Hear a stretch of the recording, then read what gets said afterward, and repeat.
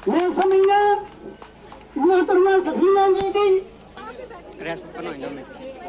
केवल सो अपना कीमती वक्त जाया गल कर अला इबादिहिल लज़ीना इस्तफ़ा अम्मा बाद। तो इधर उधर की बात ना कर, ये बता काफिला कहाँ लुटा।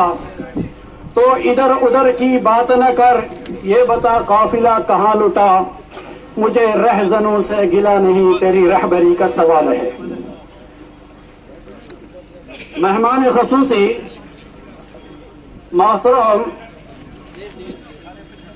मोहतरमुल मकाम वाजिबुल एहतराम राजा इजाज साहब,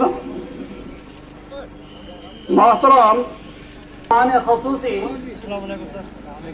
बुजुर्ग और नौजवान भाई, सबसे पहले अल्लाह के नबी सासों पर दरूद भेजा जाए। ये बात तय करनी चाहिए, ये मीटिंग थी कि जब भी बुलाया जाए बगैर किसी सियासी मंच के बच्चा बच्चा निकल के आओ, अपने हक के लिए ये लड़ाई लड़ो। और कुछ लोग अपने मफाद के लिए हमारे गुज्जर बरादरी के लोगों में ये इंतशार फैलाना चाहते हैं, ये सहर भरना चाहते हैं कि हम पहाड़ी हमारा हक ले गए।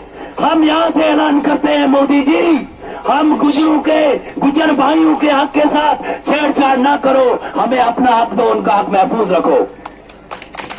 उसकी मदद की थी, असा श्रेणियां बनिया तो उसके जमाने में जिसने तुसों को एसपी मिली, भावें भीख ही मिली, असं अपना हक मंगते और लेकर लगेंगे। बिस्मिल्लाहिर्रहमानिर्रहीम। मैं सबसे पहले आप सब जो यहाँ तशरीफ़ फरमा हैं कारस्पॉन्डेंट, आपका शुक्रिया अदा करता हूँ कि आपने हमारा फंक्शन कवर किया।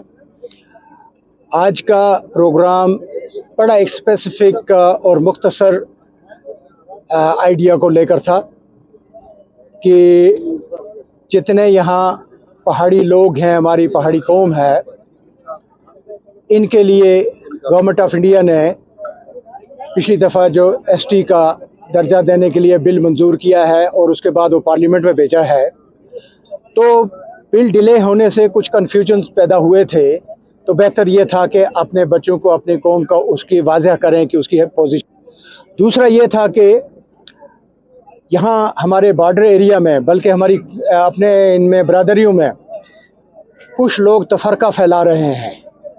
तो हमारी कोशिश ये है, आज इसलिए हम जमा हुए हैं कि हम ये वाज़ह कर दें कि हम में कोई तफरका नहीं है, हम में कोई तज़ाद नहीं है।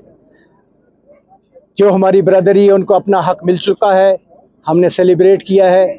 आज हमें हक मिल रहा है जिसमें कि गवर्नमेंट ऑफ इंडिया के जो भी ज़िम्मेदार से ज़िम्मेदार लोग हैं, सबसे बड़ा इस वक्त होम मिनिस्टर साहब का खुद अपना वर्शन जो है कि पूरा उनका हक एसटी का मौजूद रखते हुए पहाड़ियों को अजाफी चीज़ दी जाएगी।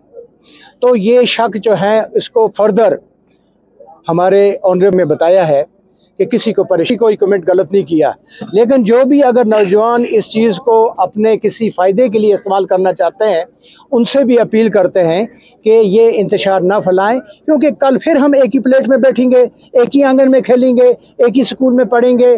तो हमेशा ये एतदाल रखना चाहिए कि बरादरियाँ हमेशा अलग नहीं हो सकती हैं, हमारे रिश्ते हैं आपस में। तो मैं उनसे भी अपील करता हूँ, अपने बच्चों से भी अपील करता हूँ कि अमन अमान रखिए। और शुक्रिया करता हूँ आपके ज़रिए, और ये लोग जो सारे जमा हुए थे, शुक्रिया करता हूँ गवर्नमेंट ऑफ इंडिया का, प्राइम मिनिस्टर ऑफ इंडिया का, होम मिनिस्टर ऑफ इंडिया का, और एलजी ने हमारा प्लीड जैसे केस किया उनका भी, कि उन्होंने इतने सालों से, 32 सालों से जो हमारा हक था उसको रिकॉग्नाइज किया, उसको शेप अप किया, और उसको हक हमारा मिलने के लिए उन्होंने सारी चीज़ें जो है वो कर दी हैं। हम उनका शुक्रिया अदा करते हैं। कि हमारा यहाँ आने का आज मकसद क्या था। जस्ट पार्लियामेंट में हमारी बिल जो अभी एसटी के लिए गई थी, तो उसके बाद लोग जो हैं इस इंतज़ार में थे कि इस सेशन में जो है ये पास हो जाएगा। अब कुछ टेक्निकल रीजंस की वजह से थोड़ा डिले हुआ है, और लोगों में कुछ इंतशार था। उस सिलसिले में हम यहाँ आए और लोगों से बात की और उनको ये बताया कि हमें पूरी उम्मीद है कि जो ऑनरेबल होम मिनिस्टर साहब ने पब्लिकली कमिटमेंट किया और जिस तरीके से बिल भी जो है पार्लियामेंट में सबमिट हुई है, ये इंशाल्लाह ज़रूर पास हो जाएगा।